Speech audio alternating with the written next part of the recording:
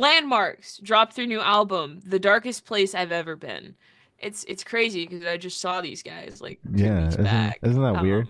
And I've heard like a lot of these songs live because I was listening to it and I was like, oh, I just heard this one live. So that's, not like flex or anything. We went to the same show. So Like a couple days apart. I was gonna say, yeah. Um, so who am I flexing on? No one. Okay. I am a big fan of Landmarks. I feel like I should listen to them more because this album, start to finish, was just absolutely incredible. It's littered with so many catchy parts and earworms, even though, man, sometimes they break out the French, and I don't know Hmm. what they're saying, but I'm like, hell yeah. You know? Me too. It's just I really just fuck with it. I also, I mean, we said this when the first single came out where it displayed French rapping, and we both went, this is just kind of cool. Like I don't, and it's especially just in the context of the genre that it's in, where it's heavy shit, and then you just have like pretty rapping, pretty French rapping, because it's it's all just cursive sounding. That's a good thing, because that's just French. And I don't know, I think it's really fucking cool. I like what they're doing. I like the elements that they have, everything that they're infusing into their metalcore. I'm calling everyone metalcore. I'm sorry guys, that's my blanket genre for the night. This Everyone on this this list is is this metalcore. is Except Ghost. yeah. Ghost is not metalcore. I know I'll get fucking flamed for that. Whatever. Um, Thoroughly enjoyed this record. I think it's incredible. My personal favorite is probably A Line in the Dust. Because it has While She Sleeps on it, and I'm a big fan of While She Sleeps. And it's, the first half of the record is just fucking crazy. I just genuinely insane record. They garnered some attention with their last record, some hype with their last record, Lost in the Waves, Hmm. and I kind of saw where you gotta at least do that again, if not top it.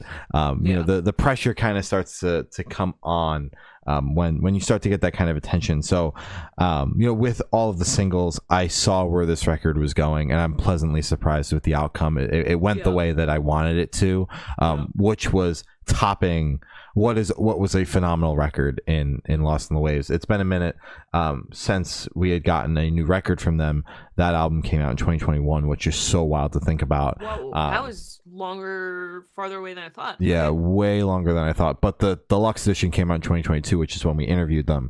But it's still been a minute since we've gotten a record from Landmarks. Granted, singles throughout that time frame. We weren't waiting too long for new music. But this album is phenomenal. It's crazy to say that it's a step up from Lost in the Waves because that album is so phenomenal. But this is a step up in every sense of the word. It's just big. It's just big. The choruses fucking slap. I keep defaulting to that, but that is just what I get from this music. It's heavy Yeah. as shit. It's emotional as hell. Like the It is. title, The Darkest Place I've Ever Been, absolutely gut wrenching what they're talking about on here, and I love that because the vocal delivery is what's selling it for me. The vocal performance on this record is phenomenal. It's one thing I've always really enjoyed about Landmarks is the vocal performance, Yeah. but this record again takes it up a level, as with everything else.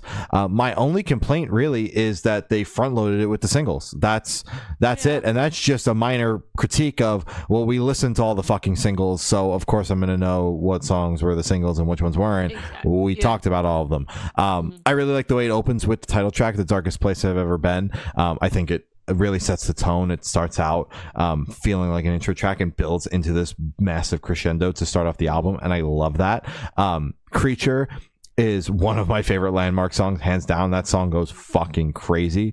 A Line in the Dust with Matt from While She Sleeps is a fantastic song. What a crazy feature pull. Awesome. I also really like Sulfur. And then to name some non-singles, The Great Unknown and Requiem are a couple of my non-single favorites as well. And then I really like the way it closes with Funeral. I think that is an appropriate title for the vibe of the song, which they're absolutely pummeling you for all of these tracks, and then they just completely strip it back for the last song. And I think that it fits the vibe. It fits the vibe. It totally slows down, but the song continues to move. Like it doesn't feel like the song is also at a standstill. The song is still moving and flowing you out to the end of the record. Because there is this massive vibe switch. You go from Requiem to Funeral. It's a total 180 sonically. But I'm fucking floored by this album. I knew I was gonna like it because I like Landmarks. I didn't think I was gonna like it this much. I was hoping, like I said, I knew they had something that they had to prove with this record, in a way. But yeah, this is a slam dunk. A lot of overseas touring, nothing currently announced in the US, but peep the dates. I feel like they're gonna be on the road for this one for a long time. So there will probably be a chance to see them. Gloria and I have both seen them at least once, and fantastic show every single time. So highly recommend. Absolutely insane.